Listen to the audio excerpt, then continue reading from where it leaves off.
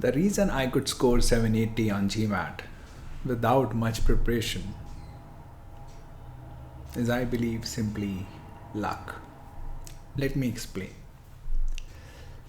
I think the reason I didn't need a lot of preparation when I entered into the GMAT space for actually taking the test was simply that I already had the skills that the GMAT is testing us on. Now, why did I already have the skills? Because I believe from 10th class onwards, I studied in a way that built in me those skills of critical thinking, comprehension, quantitative reasoning. The ways was simply a way of engagement and deep involvement. But then the next question arises that why was I engaged, or why was I so deeply involved? I think the reason was that I enjoyed studying. That's why I could get involved. But then the next question would be, then why did you enjoy? Why did I enjoy studying? I think the reason I enjoyed studies was simply that it all made sense to me. That I could see how everything was making sense. So it was really very interesting to study.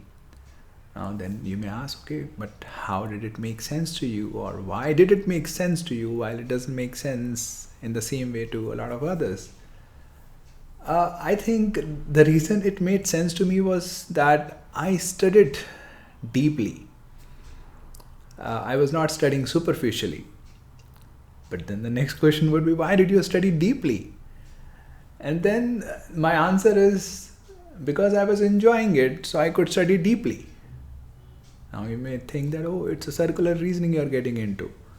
And I think, yeah, it's a cycle that was there, that since I could enjoy, I could deeply engage.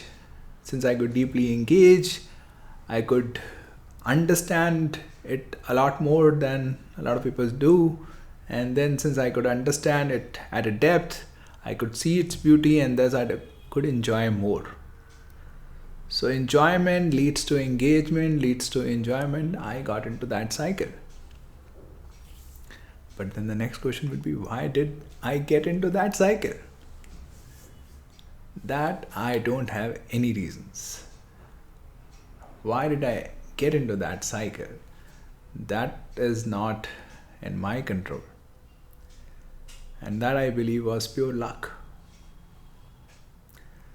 So over a period of time, I've realized that essentially the reason for my success, whatever little success, was simply luck. A factor that was not in my control. And as I've realized that, I think two changes have happened. First is that now, at least with respect to this GMAT or career success, I don't have a reason to feel superior to anybody. Because the reason for my success is simply luck, which is not in my control. So on what basis would I feel superior to anybody?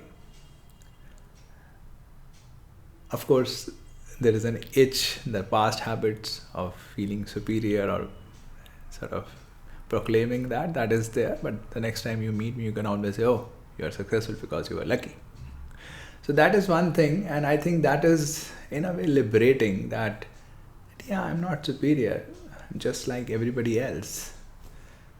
So that has also led to the next thing, that I feel immensely grateful to the universe, to the creator, for bestowing on me these all this career success, or all this engagement, all this love for academics.